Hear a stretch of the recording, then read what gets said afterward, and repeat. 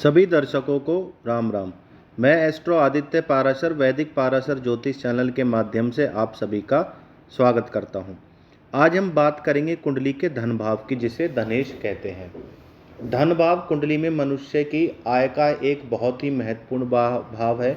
इसमें मनुष्य के पास पता चलता है कि उसने जीवन में कितना धन इकट्ठा कर पाया है, कितना उसके पास धन है और वह अपने धन के बल पर आने वाले टाइम में किस प्रकार के काम कर सकेगा। सबसे पहले तो हमें समझना होगा कि धनेश किसे कहते हैं। कुंडली का दूसरे नंबर का भाव, राशि संख्या नहीं कह रहा हूँ, भाव संख्या कह रहा हूँ, दूसरे नंबर का भाव होगा वही धनेश कहलाएगा। इस भाव में जो भी राशि संख्या लिखी होगी उस राशि संख्या का स्वामी ग्रह ही धनेश कहलाता है। अब इस धनेश के बारे में हमें यह देखना है कि जब धनेश कुंडली के अन्य भावों में होता है तो हमें किस प्रकार की और किन बातों का ध्यान रखना होगा जिसके प्रभाव से हमारा धन भाव वृद्धि करे, धन भाव में वृद्धि हो, हमारे धन भाव एक्टिव हो। तो इसके बारे में आज विस्तार से चर्चा करेंगे। जब भी आपका लगन में धन भाव हो, यानी धन भाव का जो भी राशि संख्या है उसका स्वामी ग्रह धनेश कहलाएगा। और वह धनेश आपके अगर लगन भाव में हो तो ये व्यक्ति को पैसे के मामले में कंजूस बनाता है। तो आपको इतना अधिक कंजूस नहीं बनना कि छोटी छोटी चीज़ों के लिए सोचना पड़े। पैसे को इतना खर्च कीजिए जिससे आप अपनी ज़रूरतों को और आवश्यकताओं को पूरी कर सकें। हाँ, संचित जरूर कीजिए, परंतु धन को मामले में आपको कंजूस नहीं होना।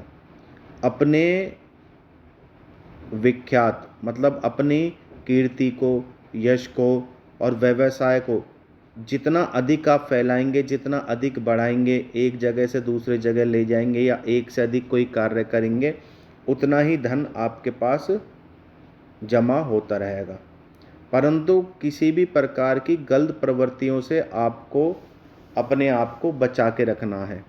अगर आप किसी भी प्रकार की गलत प्रवृत्ति में, गलत संगत में, नशे व्यसन आदि में पड़ते हैं तो आपके धन का नाश होता है। जब भी आपका लगन भाव में धनेश हो तो अपने धन का किस प्रकार प्रयोग करना है, इसकी सलाह आपको किसी से नहीं लेनी। सारे कार्य आपको अपने दिमाग से करने हैं। अपने जिस मामले में आपका धन संबंधित योजनाओं में दिमाग चलता है वहाँ आपको चलाना है और नशे आदि व्यसनों से आपको बच के रहना है। तो धनेश भाव आपका वृद्धि करेगा। हर वक्त लालसा, यानी एक तरह की भाई यहाँ से भी धन आ जाए, वहाँ से भी धन आ जाए, हर वक्त धन के बारे में ही सोचते रहना। आपको ऐसा नहीं करना कि धन के लिए आप बिल्कुल लोभी हो जाओ, लालची हो जाओ, हर वक्त धन के बारे में सोचते रहो। आपको केवल अपने कार्य क्षेत्र पर और अपनी मेहनत पर ध्यान देना है, तो धन आपके पास अपने आप ही इकट्ठा होता चला जाएगा। धनेश जब अपने ही भाव में होता है, यानी द्वितीय भाव में होता है, तो ऐसे व्यक्ति को धन काफ़ी अच्छी मात्रा में होता है। धन के मामले में व्यक्ति की वृद्धि होती है, धन का आगमन सदा उसके जीवन में बना रहता है। ऐसे व्यक्ति को धर्म के प्रति श्रद्धा रखनी चाहिए, पूजा पाठ नित्य कर्म आदि पर ध्यान देना चाहिए और जितना हो सके भगवान का ध्यान और भजन के लिए थोड़ा समय जरूर निकालें, तो आपका धन भाव अपने आप ही वृद्धि करेगा।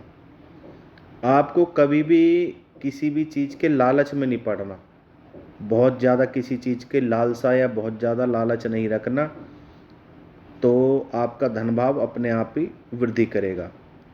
अपनी क्लेवरनेस का, अपनी चतुराई का, अपनी योजनाओं का सदुपयोग करें कि किस प्रकार आप धन के मामले में धन में वृद्धि कर सकते हैं। जो आप धन कमाते हैं उसका कुछ हिस्सा जितनी आप श्रद्धा से दे सकें, जिससे आपके जेब पर भी जोर ना पड़े, दान जरूर दें, तो आपका धन भाव अपने आप ही वृद्धि करेगा। धन भाव, धनेश जब भी धन भाव में होता है तो व्यक्ति को अपनी लिखत को मजबूत रखना चाहिए।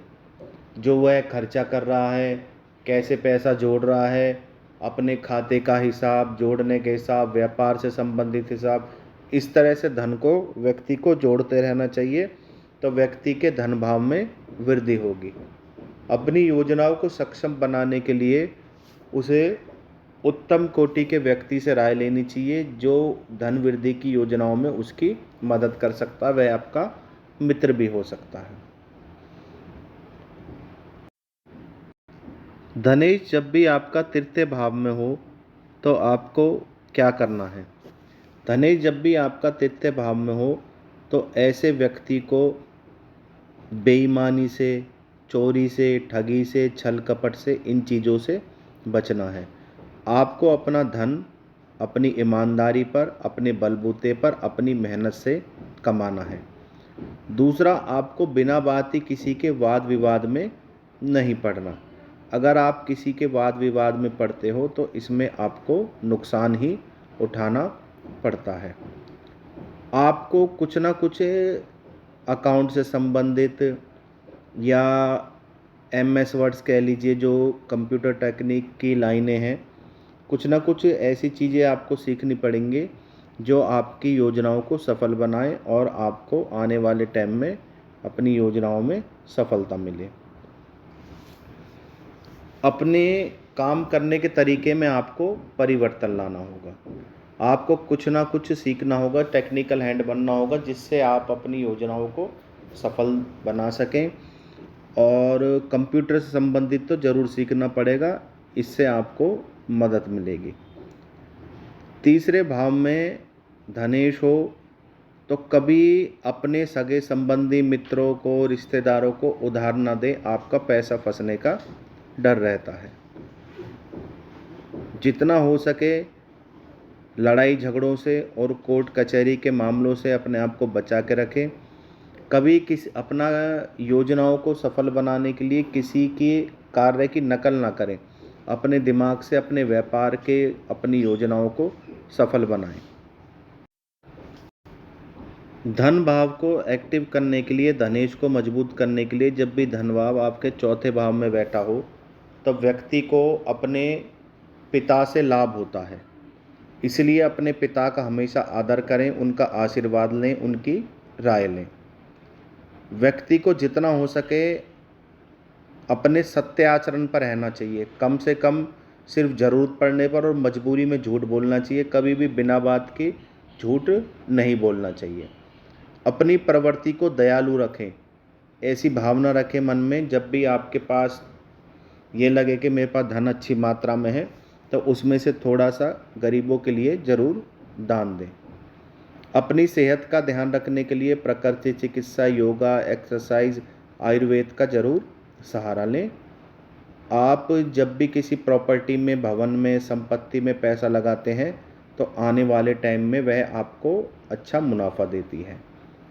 अगर आप व्यापार करेंगे तो उसमें पूरी तरह से ध्यान दें तो आप उच्चतम कोटि के व्यापारी कहलाओगे। अपने परिश्रम में कभी कमी ना आना दें, तो इससे आपके धन के साथ साथ आपकी संपत्ति में भी वृद्धि होती है। जब भी धनेश पंचम भाव में होता है तो ऐसे व्यक्ति को पुत्र का उत्तम सुख प्राप्त होता है। इसलिए अपने पुत्र के कैरियर में कभी भी रुकावट ना डालें कि तुझे ये करना है, तुझे वो करना है। जिस चीज़ में आपका पुत्र आगे बढ़ना चाहता हो, आपकी संतान, उसमें उसे आगे बढ़ने दें। अपने कार्यों में निरंतरता रखें। कभी किसी कार्य को शुरू करा तो उसको अधूरा ना छोड़ें। कार्यों को पूरी तरह से संपन्न करके ही धन लें। घर गृहस्थी के मामलों में, किसी को धन देने के मामले में, जहाँ खर्चे की ज़रूरत हो वहाँ खर्चा करें। हर वक्त धन के मामले में कंजूस ना बने।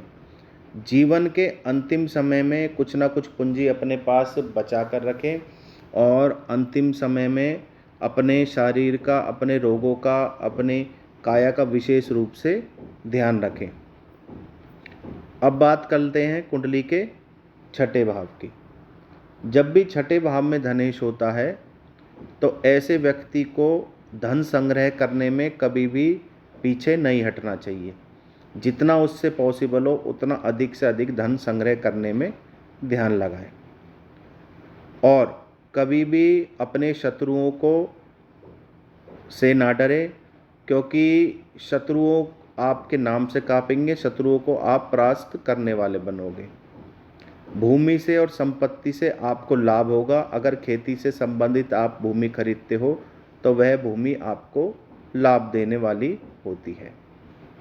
अगर आप किसी प्रकार का सेवा कार्य जैसे लंगर में या फिर गरीबों की सेवा या किसी को भोजन कराना, इस प्रकार के कार्य करते हैं तो आपके धन भाव में वृद्धि होगी।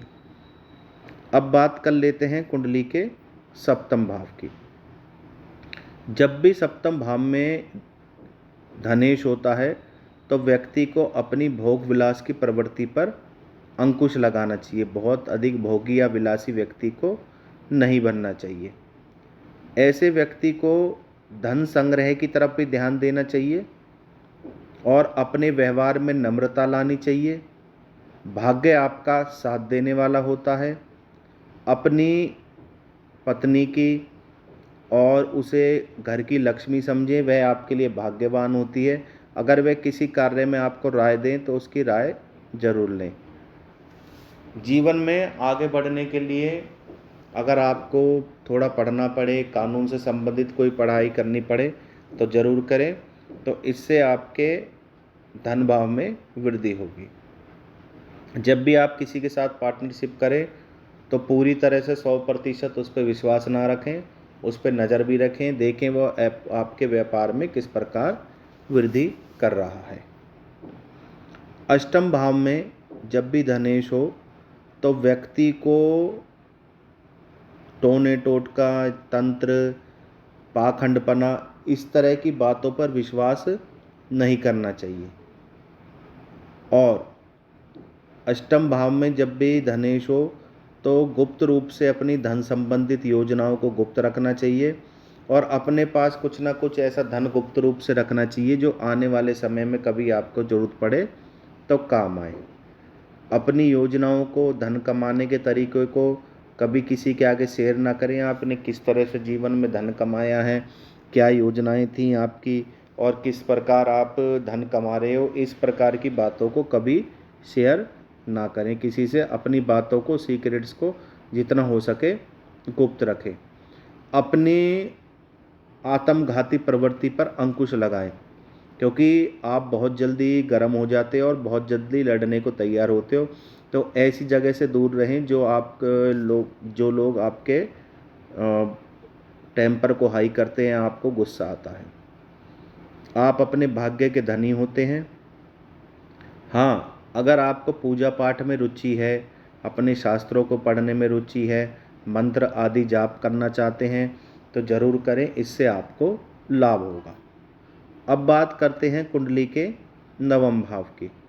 जब भी जातक का धनेश 9वें भाव में यानी भाग्य भाव में बैठा हो तो व्यक्ति को थोड़ा बहुत जीवन में दान जरूर करना चाहिए। पूजा के लिए समय निकालना चाहिए। हो सके तो गरीब बच्चों को पेन कॉपी जरूर बांटे या किसी गरीब की खाने से, पहनने से, किसी भी प्रकार से मदद करें। विद्या अध्ययन जरूर करता रहे। अगर आप आगे पढ़ना चाहते हैं तो पढ़े, इससे आपको लाभ होगा। धार्मिक कार्यों के प्रति अपने आप को एक्टिव रखें तो उतना ही आपका धनेश यानी वृद्धि करेगा, आपका धन भाव वृद्धि करेगा। अपने कार्य में कभी भी किसी प्रकार का आलस न लाएं। शुभ से शीघ्रम, जितना हो सके शुभ से शुभ कार्य को जल्दी करें। किसी कार्य के बारे में ये ना सोचें मैं कल करूँगा, परसों करूँगा। हमेशा एक्टिव यानी एक्टिव मोड में रहें, अपने आप को एक्टिव रखें, कॉन्फिडेंस में रखें। दसम भाव, जब भी धनेश दसम भाव में होता है तो व्यक्ति को कभी भी अपने कार्य क्षेत्र में लापरवाही नहीं बरतनी चाहिए। अपने आप को पराक्रमी, मेहनती बनाना चाहिए। अपने खाने का, सोने का, पहनने का हर तरह से ध्यान रखना चाहिए। जितना हो सके सुबह समय पर जल्दी उठे और सूर्य उदय से पहले उठे तो बहुत ही अच्छी बात है। आपके जो देश विदेश में अगर आप कुछ अपनी प्रतिष्ठा या मान सम्मान से संबंधित कोई कार्य करेंगे, चाहे व्यापार ही क्यों ना हो, तो उसमें आपको लाभ होगा। अपनी जन्मभूमि से अगर बाहर जाकर कहीं धन लगाते हैं और धन कमाना चाहते हैं तो धन भाव में आपके वृद्धि होगी। तो इन बातों का आपको ध्यान रखना है जब भी धनेश आपके कर्म भाव में हो। धनेश जब भी एकादश भाव में बैठा हो तो व्यक्ति एक से अधिक व्यापार करेगा, तो जरूर करना चाहिए, परंतु व्यापार इतना अधिक ना हो कि व्यक्ति शारीरिक संतुलन खो बैठे, मानसिक संतुलन खो बैठे और शारीरिक रूप से बीमार हो जाए। तो इतना भी कोई अधिक नहीं करना व्यक्ति को। जितना हो सके व्यक्ति को बाहर अपनी सरकारी अफसरों में, वकील से, पत्रकार से, नेताओं से अपनी जानकारी बनाकर रखनी चाहिए। और अगर वह किसी व्यापार में, प्रॉपर्टी में, LIC में, पॉलिसी में, किसी फंड में पैसा लगाए तो सोच समझ कर लगाए। पैसा हमेशा वहाँ लगाए जहाँ उसे लाभ की उम्मीद हो। सबसे ज़्यादा लाभ आपको प्रॉपर्टी का पैसा और FD का पैसा देता है, जो बैंक में आपको ब्याज देगा। तो इन बातों का आपको ध्यान रखना है जब भी धनेश आपका 11वें भाव में हो। आपके पास धन का आगमन हमेशा जीवन में बना रहेगा।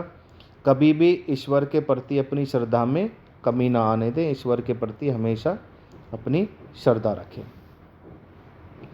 जब भी आपका धनेश 12वें भाव में हो तो व्यक्ति को खर्चीला स्वभाव का बनाता है। तो ऐसे व्यक्ति को अपने खर्चों पर कंट्रोल रखना पड़ेगा। दूसरा, आपको कर्म क्षेत्र के साथ साथ अध्यात्म में भी रुचि लेनी पड़ेगी। जैसे भागवत गीता का अध्ययन, अपने शास्त्रों, ग्रंथ, रामायण आदि का अध्ययन करते रहना चाहिए। और इसके अलावा अपने जन्मभूमि से अगर आप कहीं बाहर जाके धन कमाते हैं तो इसमें आपको लाभ होगा। आपको खाद्य पदार्थ से लाभ होता है। खाद्य से संबंधित, फूड से संबंधित कोई आप व्यापार करते हैं, चाहे परचूने की दुकान हो, जनरल स्टोर हो, तो यह चीज़ आपके धन में वृद्धि करती है। आप अपने कार्य क्षेत्र में अगर किसी की राय लेते हैं तो 3600 की राय ले, मैं तो ये कहता हूँ। और जब आपको लगे कि इसकी बात में दम है, इस कार्य करने से मेरे को फ़ायदा होगा, जब ही उस कार्य को करें। हमेशा कच्चे कान के ना बने। 4 आदमी की राय लें और कार्य अपने दिमाग से करें कि किसकी राय आपको अच्छी लगी। कृषि संबंधित भूमि या कृषि से संबंधित कोई भी व्यापार करते हैं तो वह आने वाले टाइम को में आपको लाभ पहुंचाते हैं। तो ये मैंने धनेश के बारे में बताया। धनेश जब भी कुंडली के अलग अलग भावों में होता है तो किस प्रकार के फल आपको प्रदान करता है।